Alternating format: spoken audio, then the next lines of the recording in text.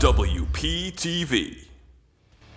Welcome back to the desk. We are in the month of May. The weather is heating up. The MLB season is heating up. And here to talk the latest from the Diamond with me, we have Anthony, Tyler, Joe, and John. You know, Anthony, I'll start things off with you. This is a subject that's close to home with us. You know, both of us Yankee fans. They're definitely not out of it. Obviously, it's still very early on in the season, but they haven't really met the expectations that we've been hoping for. What's wrong with the Bronx Bombers? There was a lot wrong with the Bronx Bombers, but I could only pick one for the sake of this segment. So I'm going to go with the kids aren't all right. You wanted Volpe up, you wanted Cabrera up, you wanted Peraza up. They're all playing. None of them are doing that good. Volpe's barely hitting 200. I don't even think he's hitting 200 anymore. Cabrera's been awful. Peraza's a ghost. You call up a young pitcher, and Johnny Brito, he's been awful. I mean, if you want the young prospects, you're going to have to deal with the growing pains. But all these young prospects at once are struggling. It's not good for the Yankees right now. You know, definitely not good for the Yankees. Obviously, you're going to have growing pains, but you can't really have growing pains together. You kind of hopefully one guy gets hot, one guy's cold, and kind of alternate. Maybe everyone can get hot, but when it's all cold at once, it's a third-year lineup that's just an out. John, where are we going with the problems with the Yankees? I got to go with Judge's injuries, because if you have this player that you built your entire team around and he's not playing, your team's going to suffer, right? His last game was April 27th when they beat the Rangers. Following that was a 4-game loss streak, ending the 10-game stretch 4-6, all right? If they have Judge during those games, I say they beat the Texas series. I say they beat Tampa Bay in that series, and they end up going 25-14 after yesterday's game. Yeah, anytime you get your MVP out of the lineup, that's definitely not a recipe for success for the Yankees in particular. Tyler, what are you seeing out of the struggles? You know, I continue to harp on this, that they took a risk with Rodon because he's a very talented arm to have in the rotation, but since he's always battling injuries, that's a problem. That's very concerning. And, you know, it's hurting the team and it's making them suffer. And, you know, they need him in the rotation. Yeah, you know, you got Severino's missed time. Montas isn't going to pitch, maybe at all season. We'll see about that. Rodon's looking like not a great sign of the injuries. A lot of struggles. Very glad you pointed that out. Joe. Yeah, listen, this might sum up pretty much all the three of you guys. How about underperforming? Underperforming has been a huge problem for the Yankees, all right? You know, you go out, try to make some moves as well. I mean, until with the bullpen, Albert Abreu, 5 ERA, Clarke Schmidt, 5 ERA, Clay Holmes, 3.46 ERA, right? These are crucial guys in the bullpen that are just giving up runs constantly and very crucial innings. There's been a lot of games this season where the Yankees could have won, but the bullpen blows the game. Right? And now you have a situation where you want to put King as your closer, but now you have to put him in if you're Boone in situations because you're scared to use Schmidt, you're scared to use Holmes, you're scared to use Abreu. And the same thing goes to the lineup as well. The lineup is underperforming. Guys are just not stepping up. And, you know, Hicks obviously has been a problem as well on that team, the contract, his contract. Bader, hopefully he's becoming consistent. He's turning up now, batting 500 currently. And also, you know, at the end of the day, hopefully when Judge's stand comes back, they heat up as well. But right now, the Yankees are in a tough spot of underperforming. Yeah, no, definitely underperformed. But, you know, I guess if you're a Yankee fan, some people care about this more than others. But the Mets aren't performing well either. Both teams in New York really struggling. Mets having a lot of similar problems Yankees having, particularly. Well, we'll get John to talk about it. But a lot of similar problems that we've seen over in Queens as well. But what's going wrong over at Citi Field?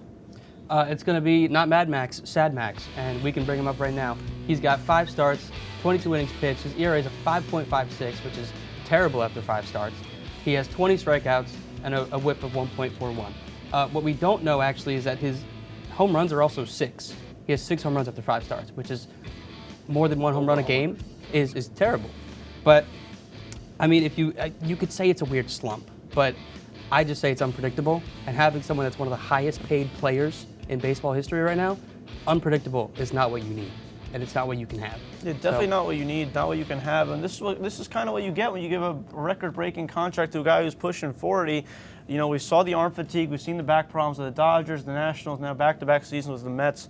Steve Cohen's money isn't really going quite to the length of success that you want it to. Anthony, what are you seeing about the Mets? Yeah, no, I'm gonna keep. Yeah, we're gonna keep with Scherzer here. I mean, he has been, quite frankly, not good for over the past, year or so? I mean, he was great to start the season last year. Definitely kind of fell off in September last year. Got shelled by the Padres. Shelled in that series. Yeah, and now you're looking at a scenario where he comes in this year. He had the ejection against the Dodgers, which doesn't look great.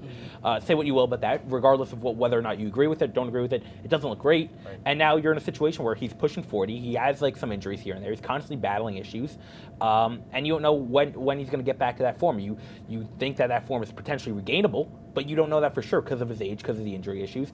And now you're kind of stuck with this long-term contract where you don't know if it's going to get better or not. Yeah, Senga's almost taken kind of that role of what you were expecting Scherzer to be as far as bringing in wins, keeping runs down for the opposition. Tyler, can Scherzer turn it around? He's still kind of battling injuries. Do you think he can turn things around? Are the Mets in trouble? You know, I'm a firm believer. I just really think that he's just getting too old, man. He really is. He's like pushing 40, as you just mentioned. Like, he's pitched so many innings in his career that he's just getting so tired, and it's becoming very fatiguing for him, and it's just like, you know, he's just really starting to crumble because of his age. Yeah, no, from one Met fan to another, Joe, this team's very near and dear to your heart.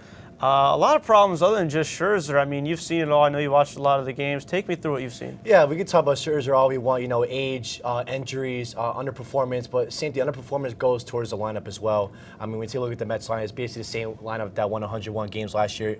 Unfortunately, you busted out with the Carrera situation. He's playing with the Twins, but this roster's just not heating up.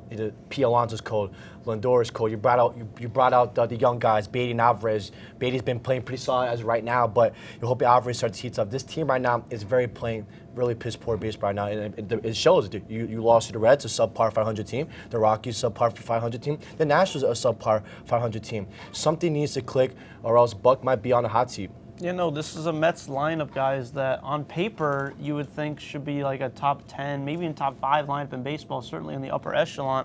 And they've been shut out 7 times this season. That's unacceptable. Only got shut out 8 times all of last season. We're in mid-May. That's a serious problem. You're not getting production of the young guys. If Alonso and Lindor don't bring home the runs, you've essentially gotten nothing. The names haven't done for you, and the money hasn't been put where it hasn't brought in the level of wins that you wanted to. But Joe, I'll keep it with you. The Mets have been on the bad side, kind of surprised, but there have been a number of surprise teams in the MLB, both exceeding expectations and under expectations. Which team has really caught your attention? Yeah, I'm going to Texas Rangers right off the bat. They're first place right now in the AL West, 22-14, 47 home runs to the team, 3.70 ERA. This is a team that people thought that they weren't going to be or start off the season good. I mean, they made some moves, always right. Remember, they got Seager, they got Simeon as well. They also got Jacob deGrom. I know he's injured right now, but he was still a key factor in the beginning of the season at least.